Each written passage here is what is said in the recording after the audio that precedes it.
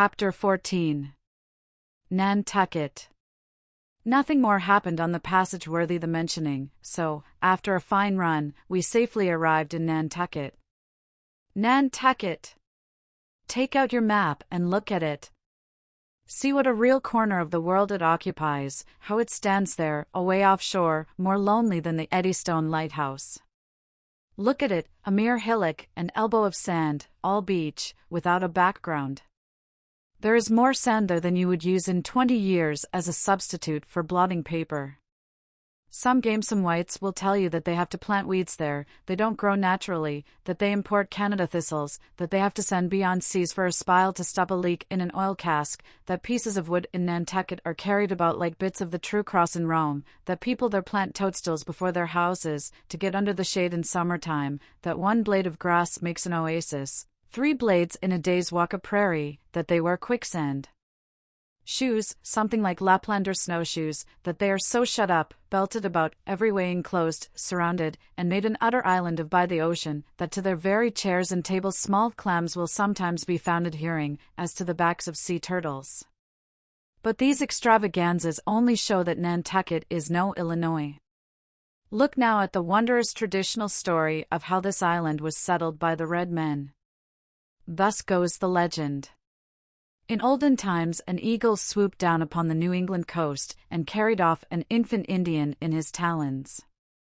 With loud lament the parents saw their child borne out of sight over the wide waters. They resolved to follow in the same direction. Setting out in their canoes, after a perilous passage they discovered the island, and there they found an empty ivory casket, the poor little Indian's skeleton. What wonder, then, that these Nantucketers, born on a beach, should take to the sea for a livelihood. They first caught crabs and quahogs in the sand, grown bolder, they waded out with nets for mackerel, more experienced, they pushed off in boats and captured cod, and at last, launching a navy of great ships on the sea, explored this watery world, put an incessant belt of circumnavigations round it, peeped in at Bering Straits, and in all seasons and all oceans declared everlasting war with the mightiest animated mass that has survived the flood, most monstrous and most mountainous. That Himalayan, salt-sea mastodon, clothed with such portentousness of unconscious power that his very panics are more to be dreaded than his most fearless and malicious assaults.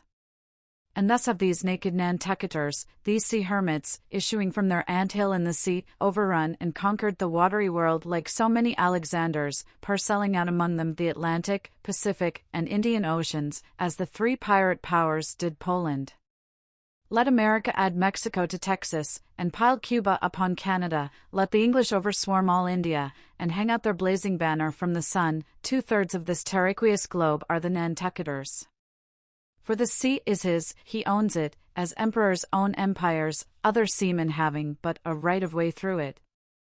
Merchant ships are but extension bridges, armed ones but floating forts, even pirates and privateers, though following the sea as highwaymen the road, they but plunder other ships, other fragments of the land like themselves, without seeking to draw their living from the bottomless deep itself.